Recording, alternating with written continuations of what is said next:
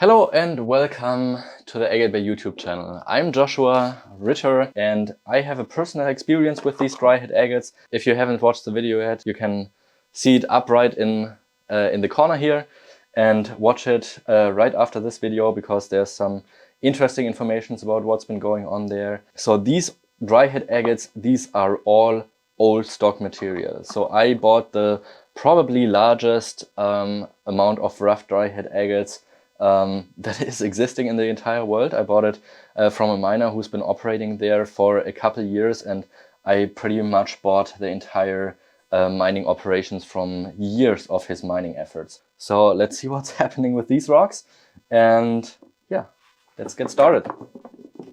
Yeah, this first nodule was really not showing anything. From what I've learned so far is that there is a higher chance that there's a larger agatized area when there's more like rough appearances on the outside, and when there's like a more of a smooth core, there's a slightly lower chance for the agate to be built inside. But these sedimentary agates, that's how the Dryhead agates are forming. So usually the best cut will still be to go through the biggest phase and biggest volume. I'm saying biggest phase also because the Dryhead agates typically don't really have any fine or tight banding that would create parallax effect. So what I'm going to do here is just cut it across here pretty blindly and just see what's going to happen.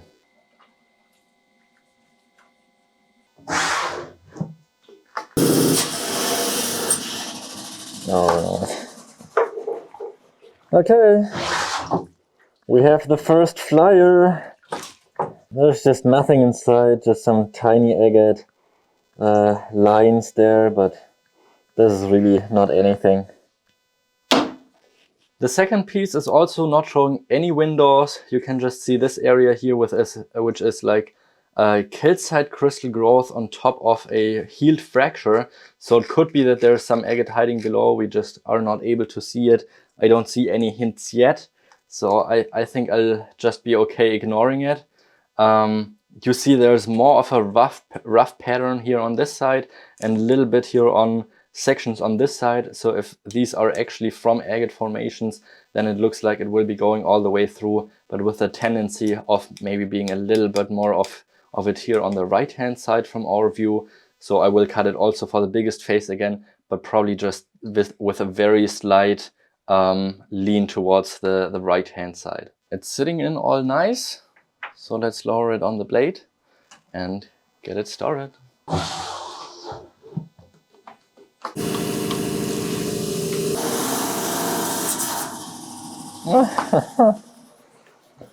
A little bit. It's cute. And it turned out to have a cute little agate center with even a nice druzy, some nice banding. I don't really see any big fracturing, but it's a pretty cute specimen surrounded by this dark host rock, which really makes a great contrast to the white and red in the center. I would say this is probably about the average kind of agate you will be cutting when you get some of these rough stones. Dryhead agate rough stones are currently completely sold out of my German website inventory, but I'm currently working on putting up my US website, agatebayusa.com. So during the show of Tucson here in January, we're opening our doors to the public on the 23rd of January, and we will be having some new Dryhead agate rough in person and also rough stones that we will be shipping out from our new US website at the time, coming very soon. The third piece is another one of similar sorts. You can see here is the rough area on the one side, and the other side looks a little more smooth, but also with a couple rough bumps. So it could be that there is some agatization over here too, but the focus is certainly more on the left side. So I will also cut it more towards the left side, probably in a 1/3 to 2/3 range.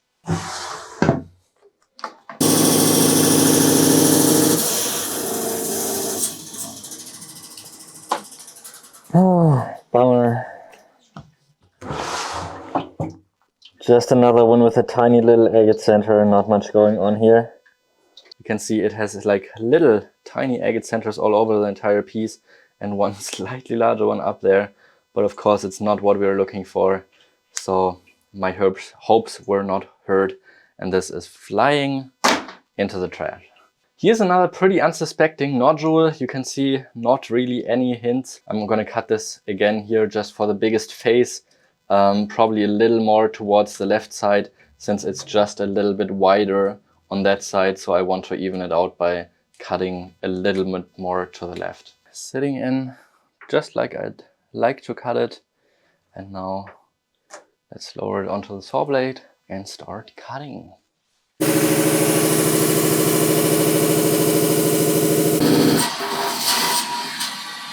Oh, definitely agate. It turned out to have agate inside and also to be a pretty wild piece. You can see there's a pretty large area that is silicified, so it has this kind of white orangey layer surrounding the quartz in the center, but also you can see some beautiful bubbles in the rim area and also just so much going on with these fragmented areas. So it seems like there was some organic material that left an empty void and it partially collapsed during the process of formation. So these sections of host rock you can see that are like within the quartz area are probably the result of some movements and then being rehealed with the segments just being crystallized within the silica fluid and the crystalline quartz. So a very interesting piece in terms of geology. And we have 2 more pieces to cut. Also, this agate really doesn't show any signs. This area all seems pretty smooth. This section looks like it could be a little bit of agatization as well as this rough spot here. But this area, of course, has the more rough part and even a little bit of red banding shining through. I see a little bit of quartz as well. So we have a little higher hope due to these tiny little windows we can see with the orange and red banding. And the quartz doesn't really bother me that much because a lot of these dryhead agates are actually also floater specimens. So having quartz in the first place is not always a bad sign. The clamps grabbed it just the way I'd like to get it cut. So we're all ready to go and wait for the result.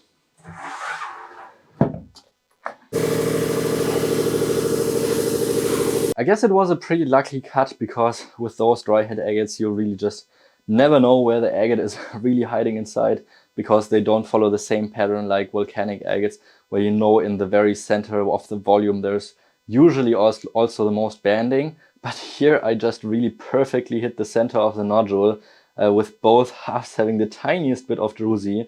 So I think it's a just perfectly even split of the pair. You can see it looks like a healed fracture that's running through the host rock, but really not much bothering the agate at all. And maybe even a slight bit of amethyst in the center of the piece. Also really striking colors in this specimen, so I'm quite happy with how it turned out. With this piece you really see a little bit of the pattern I've been showing earlier, that with the more smooth area that's usually an indicator that there's less agatized area, at least like at the outside of the nodule. I mean, you never know what's happening inside of here, but you can see this area is mostly just host rock area. While this area where it looks like really rough and bumpy, this is the section where we have this incredible windowed piece here. So this is a guaranteed banger unless it shows some fractures as well, because I can see there's a pretty heavy fracturing line running here, another one running here. So I will be cutting pretty close to this big window here and then make a cross cut somewhere over here. I changed my mind just slightly, and the reason is that I have been looking at the volume of the rock again, and so I'm staying pretty close to the fractured area here on this side, just giving it a few millimeters to go next to the fracture, stay close to the window. But the change is that I was showing that I would be going through this bump, but as in the side view now you can see that more of the volume is just sticking to the left side, so the agate will probably be closing down towards this side, and of course I'd like to catch more of the volume. So in the end we have a pretty parallel cut to the broken window at the front, and it's gonna be about 1 to 1.5 inches thick.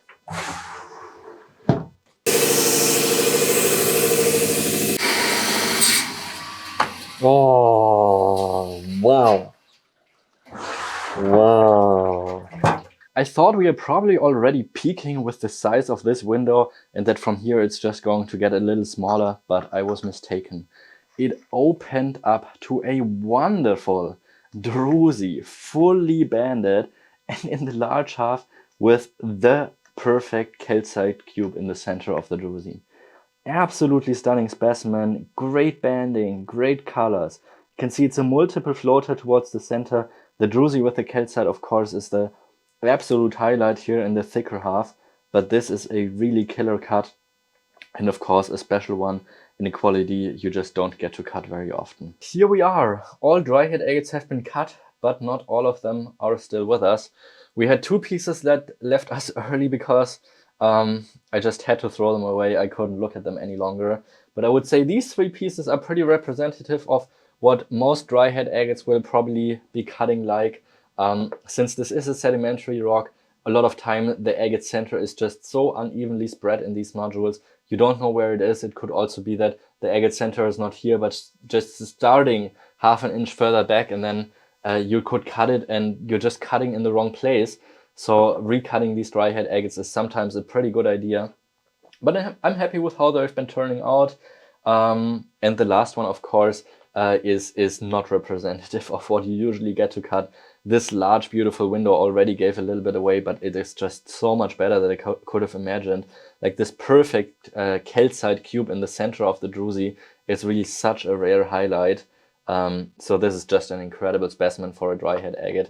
But if you would like to cut some of your own, like I said, this is probably the average pieces you will be cutting. Once in a while, of course, you cut some killer pieces too. You just never know what you're getting with these. And that's also part of the fun and part of the surprise that you get when cutting these specimens. I hope you enjoyed this little cutting session. Also, if you haven't watched the video I mentioned earlier, make sure to watch that next, just to get a little bit more idea about the history and my personal experience with the Dryhead agate mine and my efforts of reviving it. And yeah, let me know if you enjoyed this video. Leave it a thumbs up if you did. Subscribe to my channel to not miss out on any more content. And if you would like to get any of these for your agates for your collection or some rough stones, head out over to my website www.agatebay.de, and you will find all of these specimens available there right now.